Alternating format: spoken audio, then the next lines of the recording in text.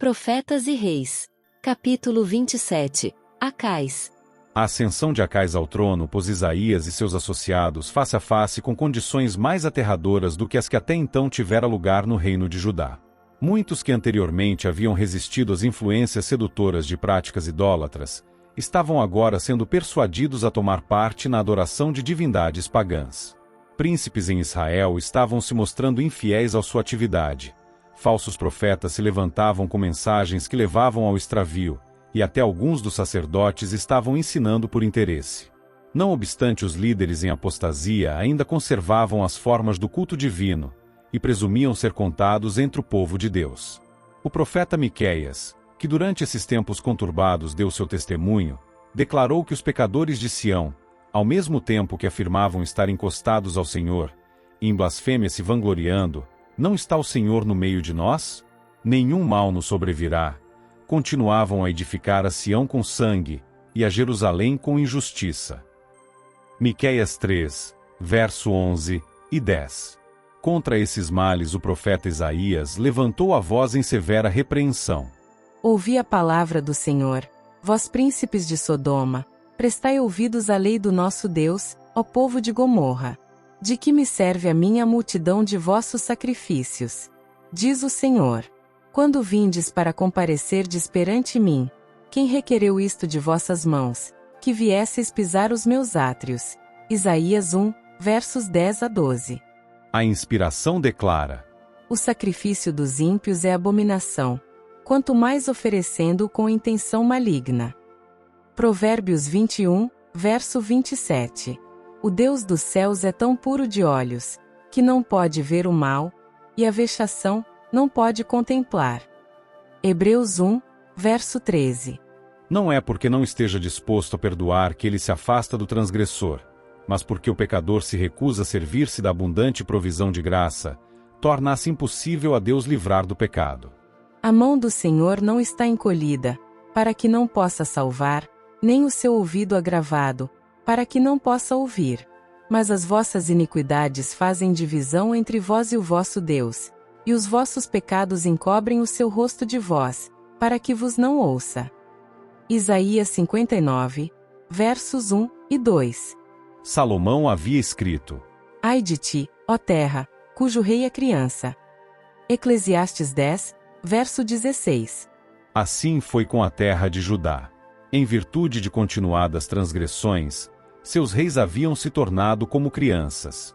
Isaías chamou a atenção do povo para a fraqueza da posição deste entre as nações da terra, e mostrou que isto era o resultado da impiedade que se praticava nas altas esferas. Eis, disse ele, que o Senhor Deus dos exércitos tirará de Jerusalém e de Judá o bordão e o cajado, todo o sustento de pão, e toda a sede de água, o valente, e o soldado, o juiz e o profeta, e o adivinho, e o ancião, o capitão de 50, e o respeitável, e o conselheiro, e o sábio entre os artífices, e o eloquente, e dar-lhes-ei mancebos por príncipes, e crianças governarão sobre eles. Porque Jerusalém tropeçou, e Judá caiu, porquanto a sua língua e as suas obras são contra o Senhor. Isaías 3, versos 1 a 4, e 8. Os que te guiam, continuou o profeta, te enganam, e destroem o caminho das tuas veredas. Isaías 3, verso 12. Durante o reinado de Acais isto foi literalmente verdade, pois dele está escrito: andou nos caminhos dos reis de Israel, e, demais disto, fez imagens fundidas a Baalim. Também queimou incenso no vale do filho de Inom, e queimou a seus filhos no fogo, conforme a todas as abominações dos gentios que o Senhor tinha desterrado de diante dos filhos de Israel. Segundo Crônicas 28, versos 2, 3, e segundo Reis 16, verso 3. Esse foi sem dúvida um tempo de grande perigo para a nação escolhida. Poucos anos mais e as 10 tribos do reino de Israel seriam espalhadas entre as nações gentílicas. E no reino de Judá também as perspectivas eram negras. As forças do bem estavam diminuindo rapidamente, e as do mal aumentando. O profeta Miqueias, em vista da situação, foi constrangido a exclamar: pereceu o benigno da terra, e não há entre os homens um que seja reto.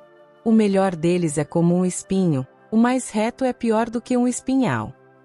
Miqueias 7, versos 2 e 4. Se o Senhor dos Exércitos não nos deixar algum remanescente, exclamou Isaías, já como Sodoma seríamos, e semelhantes a Gomorra. Isaías 1, verso 9. Em todos os séculos, por amor dos que permaneceram leais, bem como em virtude do seu infinito amor pelo transviado, Deus tem manifestado tolerância para com os rebeldes, e tem nos admoestado a que abandonem seu mau caminho e tornem para ele. Mandamento sobre mandamento, regra sobre regra, um pouco aqui, um pouco ali. Isaías 28, verso 10. Ele tem ensinado aos transgressores o caminho da justiça por intermédio de homens por ele indicados. E assim foi durante o reinado de Acais. Convite sobre convite foi enviado ao extraviado Israel para que retornasse à submissão a Jeová. Ternas foram as súplicas dos profetas, e ao estarem diante do povo, fervorosamente exortando ao arrependimento e reforma, suas palavras produziam fruto para a glória de Deus. Através de Miqueias veio o maravilhoso apelo. Ouvi agora o que diz o Senhor, levanta-te, contende com os montes, e ouçam os outeiros a tua voz. Ouvi, montes, a contenda do Senhor, e vós, fortes fundamentos da terra, porque o Senhor tem uma contenda com o seu povo, e com Israel entrará em juízo. Ó povo meu que te tenho feito, e em que te enfadei, testifica contra mim. Certamente te fiz subir da terra do Egito e da casa da servidão te remi. E pus diante de ti a Moisés, a Arão e Miriam. Povo meu, ora lembra-te da consulta de Balaque, rei de Moabe, e do que lhe respondeu Balaão, filho de Beor, desde Sitim até Gilgal, para que conheças as justiças do Senhor. Miqueias 6, versos 1 a 5. O Deus a quem servimos é longânimo, suas misericórdias não têm fim. Lamentações 3, verso 22. Através de um período de graça, seu Espírito está apelando aos homens para que aceitem o dom da vida. Vivo eu, diz o Senhor Jeová, que não tenho prazer na morte do ímpio, mas em que o ímpio se converta do seu caminho, e viva. Convertei-vos, convertei-vos dos vossos maus caminhos, pois por que razão morrereis, ó casa de Israel? Ezequiel 33, verso 11. É um especial artifício de Satanás levar o homem ao pecado, e então deixá-lo ali, desajudado e desesperançado, temendo buscar perdão. Mas Deus convida, que se apodere da minha força, e faça paz comigo, sim, que faça paz comigo. Isaías 27, verso 5. Em Cristo cada provisão está feita, cada incentivo oferecido. Nos dias da apostasia em Judá e Israel, muitos estavam inquirindo: com que me apresentarei ao Senhor, e me inclinarei ante o Deus Altíssimo. Virei perante ele com holocaustos, com bezerros de 1 ano, agradar-se-á o Senhor de milhares de carneiros, de 10.000 ribeiros de azeite. A resposta é clara e positiva.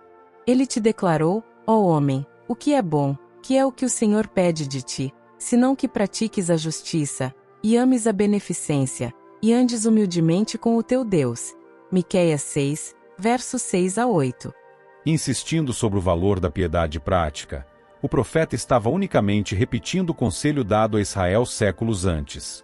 Por intermédio de Moisés, quando estavam para entrar na terra prometida, a palavra do Senhor havia sido: agora, pois, ó Israel, que é o que o Senhor teu Deus pede de ti, senão que andes em todos os seus caminhos, e o ames, e sirvas ao Senhor teu Deus com todo o teu coração e com toda a tua alma, para que guardes os mandamentos do Senhor, e os seus estatutos, que hoje te ordeno, para o teu bem. Deuteronômio 10, versos 12 e 13. De século em século esses conselhos foram repetidos pelos servos de Jeová aos que estavam em perigo de cair nos hábitos do formalismo e de esquecer de demonstrar misericórdia.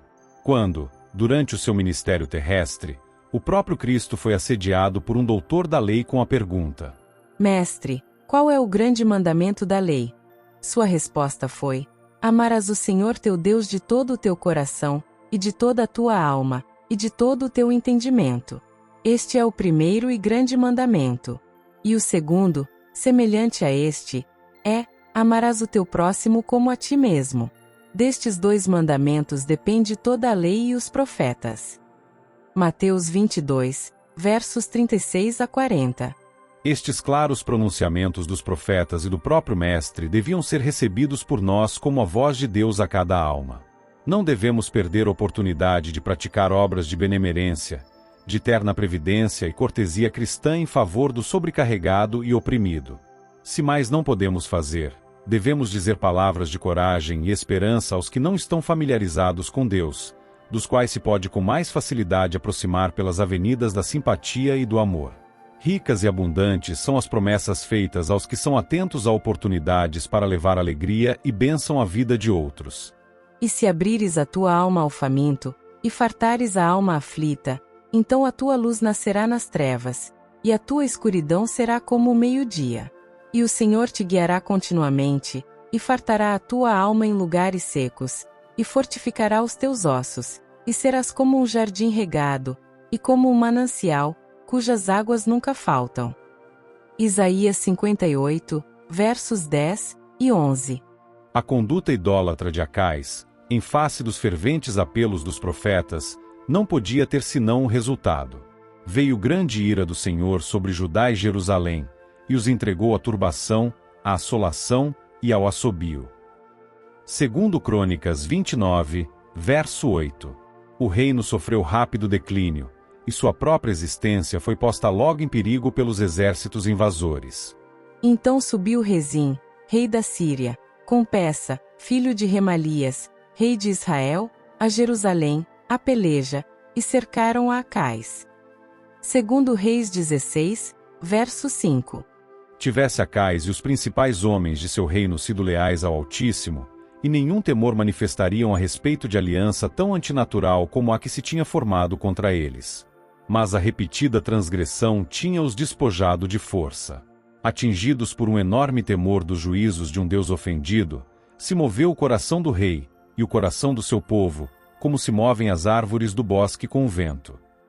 Isaías 7, verso 2. Nesta crise, a palavra do Senhor veio a Isaías, ordenando-lhe que fosse ao encontro do rei amedrontado, e dissesse: Acautela-te e aquieta-te, não temas, nem se desanime o teu coração porquanto a Síria teve contra ti maligno conselho, com Efraim e com o filho de Remalias, dizendo: Vamos subir contra Judá e atormentemo-lo, e repartamo-lo entre nós, e façamos reinar no meio dele o filho de Tabial. Assim diz o Senhor Deus, isto não subsistirá, nem tampouco acontecerá. O profeta declarou que o reino de Israel, bem como o da Síria, chegaria logo ao fim. Se o não crerdes, concluiu, não ficareis firmes. Isaías 7, versos 4 a 7 e 9. Quão bom teria sido para o reino de Judá tivesse Acais recebido esta mensagem como do céu. Mas escolhendo apoiar-se no braço de carne, buscou a ajuda de pagãos. Em desespero ele enviou uma mensagem a Tiglat-Pileser, rei da Síria: Eu sou teu servo e teu filho, sobe, e livra-me das mãos do rei da Síria, e das mãos do rei de Israel, que se levantam contra mim. O pedido foi acompanhado de um rico presente tirado do tesouro do rei e das reservas do templo. O auxílio pedido foi enviado, e ao rei Acais foi dado um alívio temporário, mas a que preço para Judá o tributo oferecido despertou a cupidez da Síria, e esta nação pérfida logo ameaçou invadir Judá e espoliá-la. Acais e seus infelizes súditos estavam agora mortificados pelo temor de cair completamente nas mãos dos cruéis assírios. O Senhor humilhou a Judá, por causa de sua continuada transgressão. Nesse tempo de correção, Acais, em vez de se arrepender, ainda mais transgrediu contra o Senhor porque sacrificou aos deuses de Damasco. Visto que os deuses da Síria os ajudam, disse ele, eu lhes sacrificarei, para que me ajudem a mim. Segundo Crônicas 28, versos 19, 22 e 23. Ao aproximar-se o fim do reinado do apóstata, fez ele que as portas do templo fossem fechadas. O serviço sagrado foi interrompido. Não mais ficariam os castiçais acesos perante o altar. Não mais seriam oferecidas ofertas pelos pecados do povo. Não mais o suave incenso ascenderia ao alto na hora do sacrifício da manhã e da tarde. Tornando deserto o pátio da casa de Deus, e aferrolhando suas portas, Os habitantes da ímpia cidade ousadamente ergueram altares para adoração de divindades pagãs nas esquinas das ruas através de Jerusalém. Aparentemente o paganismo havia triunfado, os poderes das trevas haviam quase prevalecido. Mas em Judá viviam alguns que mantiveram sua obediência a Jeová, recusando com firmeza serem levados à idolatria. Era para estes que Isaías e Miqueias e seus associados olhavam com esperança ao verem a ruína operada durante os últimos anos de Acais. Seu santuário fora fechado, mas aqueles fiéis fora assegurado. Deus é conosco. Ao Senhor dos Exércitos, a Ele santificai, e seja Ele o vosso temor, e seja Ele o vosso assombro. Então Ele vos será santuário. Isaías 8, versos 10, 13 e 14.